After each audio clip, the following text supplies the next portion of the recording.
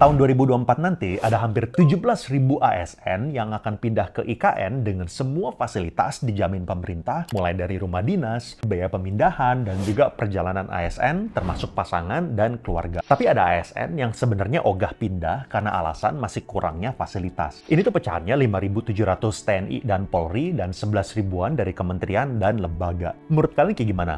Gue bisa paham sih kalau misalnya orang-orang di fase pertama pindah ke IKN pasti berat ya. Soalnya kan proses membangun IKN itu pasti panjang.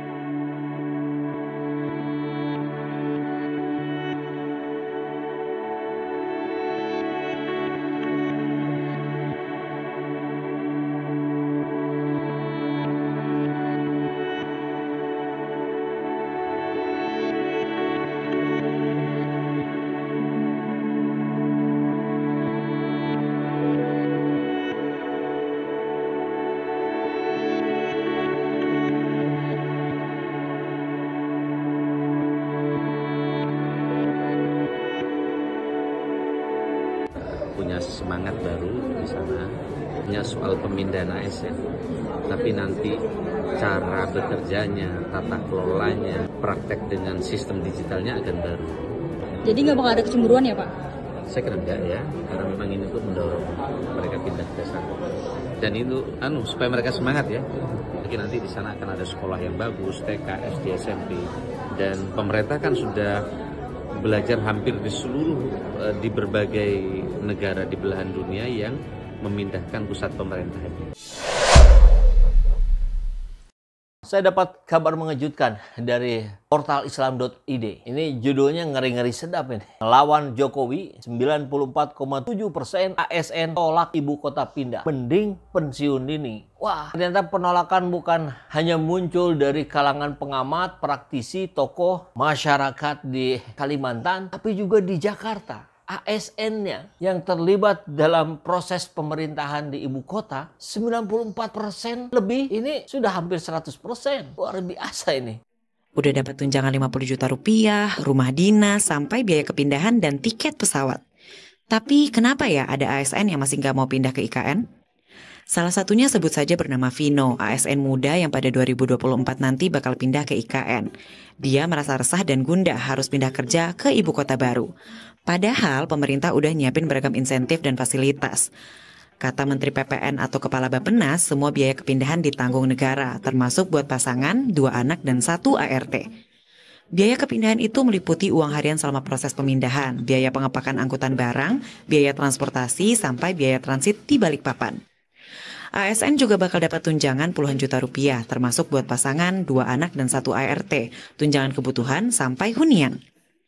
Suharso bilang sebanyak 16.990 ASN yang dipindah pada 2024 akan ditempatkan di 211 tower apartemen berkapasitas 11.619 unit. Kalau dapat kenikmatan sebanyak itu, apa dong yang bikin ASN enggan pindah ke IKN? Emang benar karena belum adanya fasilitas dan infrastruktur di sana. Kita simak detailnya ya. Hampir semua aparatur sipil negara ASN atau pegawai negeri sipil PNS menolak rencana pemindahan ibu kota dari DKI Jakarta ke Kalimantan. Penolakan atas rencana Presiden Joko Widodo tersebut didapat berdasarkan hasil survei yang dilakukan Indonesia Development Monitoring (IDM). Ini saya kira akurat ya penilaiannya karena populasinya juga terdata dengan jelas. Hasilnya sebanyak 94,7% ASN menyatakan menolak jika ibu kota dan pusat pemerintahan dipindah ke Kalimantan. Presiden Jokowi berdengar ada sebagian aparatur sipil negara atau ASN yang tidak senang dipindahkan ke ibu kota Nusantara atau IKN. Presiden mengingatkan perpindahan ibu kota penting dilakukan untuk pemerataan pembangunan. Dalam pidatonya di Rakernas Korpri 2023 di Jakarta, Presiden menyinggung perpindahan ASN ke ibu kota Nusantara. Presiden mendengar ada ASN yang senang dan tidak senang pindah ke IKN. Presiden menyebut daya dukung Pulau Jawa sudah tidak lagi kuat menampung lebih dari 50% penduduk Indonesia atau sekitar 150 juta jiwa. Presiden sudah menyiapkan insentif bagi ASN yang ditugaskan pindah ke IKN, termasuk rumah dinas, tunjangan kemahalan, hingga fasilitas lainnya. Presiden menyentil proses pemindahan yang dinilai agak rumit. Padahal menurut Presiden, penempatan luar Jawa bagi pegawai negeri adalah hal yang biasa. Ada yang senang, ada yang nggak senang. Tapi ingat, Bapak Ibu sudah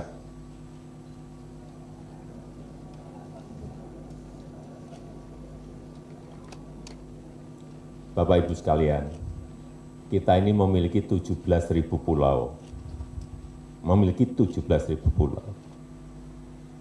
Satu pulau yang namanya Pulau Jawa itu dihuni oleh 56% dari penduduk kita. Direktur Eksekutif IDM Harli Prasetyo menyatakan survei tersebut dilakukan dalam bentuk tanya jawab yang dilakukan terhadap 1.225 responden yang tidak lain adalah ASN itu sendiri. Mereka mewakili sekitar 800.000 ASN yang bertugas di pemerintahan pusat. Cukup besar, sampel 1.225 dari 800.000. So, sangat besar itu. Jadi yang setuju hanya 3,9%. Sisanya abstain. Ada dua alasan kenapa menolak. Pertama, menyatakan khawatir dengan fasilitas kesehatan dan pendidikan anak yang kurang bermutu sebab sarana yang berkualitas banyak di Jakarta. Sebanyak 92,6% ASN menyatakan gaji dan pendapatan mereka tidak akan mencukupi biaya hidup mereka di ibu kota baru. Sementara itu ketika ditanya bagaimana jika mereka dipaksa pindah bertugas ke ibu kota negara yang baru, 78,3% akan mengajukan pensiun dini dari tugasnya. 19,8% akan ikut pindah dan sisanya menjawab tidak tahu. Ini angka yang sangat tajam. Ini masalah baru. Apakah pemerintah sudah mengantisipasinya? Ya nggak tahu, tanya yang mau tanya saya.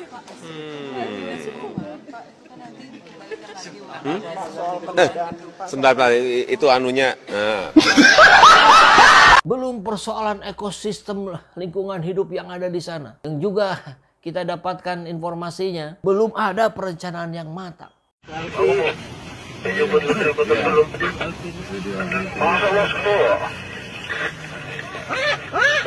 Gimana? Lagi gitu. Oh, ini. Buka sedikit nggak apa-apa, mana gitu. Aneh, mana? Wah, menang aja lah nggak dia. Sama monitor. Cukup.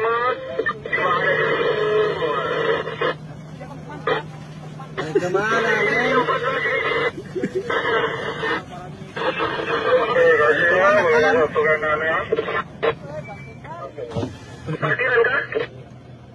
kantin keluarin baru sama kantin teman. Aku tunggu di depan ada sambil bawa makanan. Syuk masih panjang. Makanan mau enggak ya? Coba kasih. Hah? Coba kasih. Buah ada buah. Nasi yang baik meren tahu. Langsung Pak. Itu pembuatan manggasin. Oh iya, oke. Saya tahu goreng. Jadi apa Pak? Tunggu lama betul. Minta tolong ya, bungkuskan satu komodo kami. Itu kan rencana di GG. Oh siap, ini kita modal.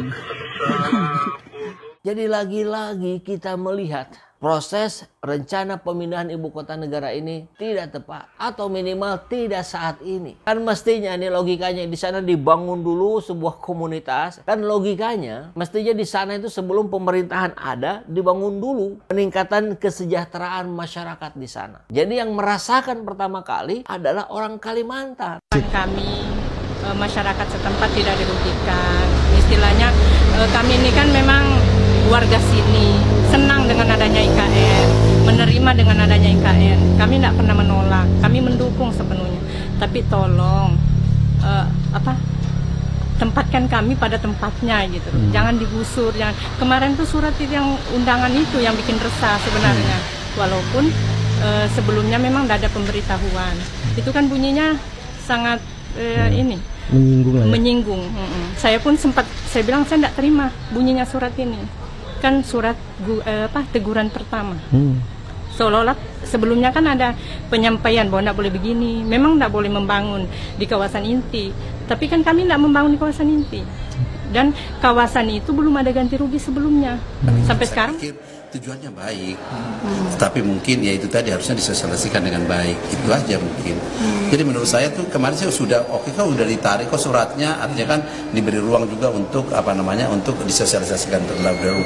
Tujuan daripada menata memang harus ditata, Pak. Kalau nggak ditata itu kan sembraut semua itu.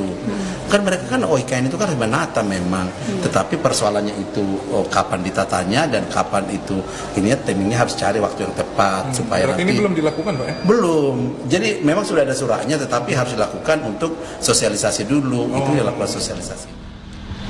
Tapi kalau sekarang prosesnya pemindahan dulu, siapa yang dapat cuan? Kan pendatang. Begitu saja logikanya ya. Dan bayangkan 78% akan pensiun dini. Mereka akan memilih pekerjaan lain. Apa nggak repot itu negara? Harus merekrut lagi. Belum tentu bisa didapatkan orang-orang yang memiliki kualifikasi sebagai pegawai negeri sipil di pemerintahan ibu kota baru. Gimana kalau orang-orang hebat, orang pintarnya nggak mau? Kan repot. Ini masalah baru ini. Jadi mohonlah pemerintah bijaksana dan bijaksini ya. Pertimbangkan secara matang, secara komprehensif. Dan nanti kalau sudah dikaji ulang, laporkan kembali ke rakyat ya. Karena kedaulatan ada di tangan rakyat.